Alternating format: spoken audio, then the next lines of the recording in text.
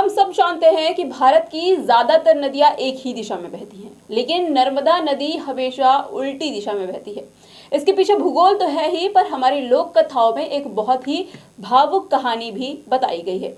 दरअसल ये कहानी है राजकुमारी नर्मदा और राजकुमार सोनभद्र और एक बड़े धोखे की। पुरानी कहानियों के अनुसार अगर माना जाए तो राजा मेखल की बेटी नर्मदा बहुत ही ज्यादा खूबसूरत और स्वाभिमानी थी। उनका विवाह सोनभद्र नाम के एक बहुत ही वीर राजकुमार से तय हुआ था। नर्मदा ने सोनभद्र को कभी देखा नहीं था, लेकिन उनकी तारीफें सुनकर वो मन ही मन उन्हें अपना पति मान चुकी थी। शादी का दिन नजदीक आ रहा था तो नर्मदा के मन में एक ख्याल आया कि वो अपने होने वाले पति से मिले।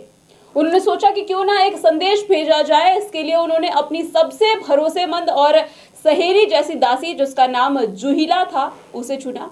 जूहिला काफी ज्यादा सुंदर थी और वो जब जाने लगी तो उसने नर्मदा से उनके सुंदर वस्त्र और गहने मांगकर पहन लिया ताकि वो राजकुमार के सामने राजसी लग सके।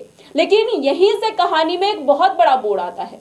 जब जूहिला सोनभद्र के महल पहुंची तो राजकुमार उसके राजसी कपड़ों और उसके रूप को देखकर धोखा खा गए। उन्होंने जूहिला को ही असली राजकुमारी नर्मदा समझ लिया। जूहिला के मन में भी लालच आ गया और उसने सच नहीं बताया और दोनों एक दूसरे के प्यार में खो गए। उधर नर्मदा बहुत दिनों तक इंतजार करती रही। जब जूहिला वापस नहीं आई तो वो घबराकर नर्मदा खुद सोनभद्र से मिलने के लिए निकल पड़ी। और जब नर्मदा वहां पहुंची तो उन्होंने जो देखा उसने उनका दिल तोड़ दिया। उनका होने वाला पति सोनभद्र उनकी ही दासी जूहिला के बाहों में उनको देखने को मिला और इस धोखे और घोर अपमान ने नर्मदा को अंदर से हिलाकर रख दिया।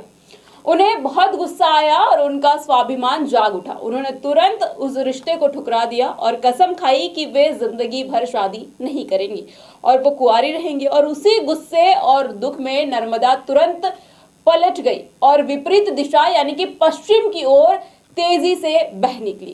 कहते हैं कि बाद में सोनभद्र को अपनी गलती का एहसास हुआ और वो माफी भी मांगने के लिए नर्मदा के पास भागे, लेकिन स्वाभिमानी नर्मदा ने कभी पीछे मुड़कर नहीं देखा। और यही वजह है कि आज भी नर्मदा नदी अपना रास्ता बदलकर अकेली और उल्टी दिशा में बहती नजर आती है।